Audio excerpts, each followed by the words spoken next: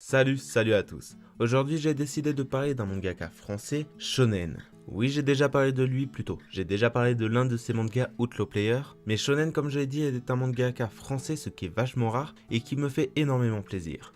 Ce qui fait la particularité de ce mangaka, hormis le fait qu'il soit français, c'est le fait que Shonen est autodidacte, c'est-à-dire qu'il a appris à dessiner tout seul sans jamais prendre de cours de dessin. Et là je sais ce que vous allez me dire, qu'il est facile d'apprendre à dessiner tout seul si l'on dessine depuis tout petit. Et c'est vrai, mais au point d'en faire son métier c'est quand même balèze. Shonen a depuis 2007 participé à la réalisation de 4 mangas, dont 3 en tant que dessinateur. Le premier BB Project est un manga de 5 tomes qu'il a réalisé avec Kaze en 2007, le second Omega Complex avec Izu en 2008, dont il a dessiné les 3 tomes, et pour finir Lord of Chaos, un manga de 2 tomes qui est encore en cours de réalisation, et qui lui aussi est scénarisé par Izu. Ces 3 expériences avaient un but précis, lui permettre d'affûter sa plume. Et l'expression n'est pas choisie au hasard car Shonen s'est forgé une marque de fabrique grâce aux 3 étapes qu'il utilise lors de la réalisation d'un dessin. La première est d'utiliser un crayon pour le croquis, puis l'utilisation d'une plume pour l'ancrage, ainsi que celui du support informatique pour tout ce qui touche à la colorisation. Ces différentes expériences portent leurs fruits en 2016, car c'est à partir de là que Shonen et l'édition Keion lancent Outlaw Player, le premier manga dessiné et scénarisé par Shonen.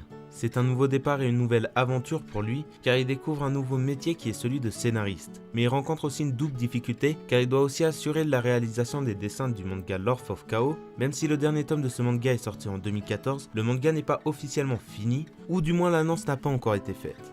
J'imagine que vous comprenez mieux pourquoi je trouve fabuleux le fait que Shonen soit un autodidacte, car on parle d'un français fan de dessin et de manga, qui à l'âge de 22 ans après des études d'informatique a décidé de se lancer dans le dessin et a commencé à dessiner son premier manga, et qui près de 10 ans après a lancé son propre manga qui dessine et scénarise lui-même, tout ça malgré le fait que les Français considèrent qu'un bon manga est un manga japonais, et que les mangas français s'apparentent plus à une parodie de manga japonais.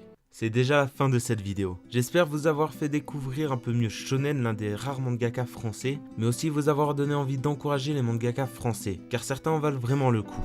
En tout cas, comme d'hab, n'hésitez pas à lâcher un pouce bleu si la vidéo vous a plu, à vous abonner pour ne pas rater les prochaines vidéos. Sur ce, je vous dis à la prochaine. Ciao.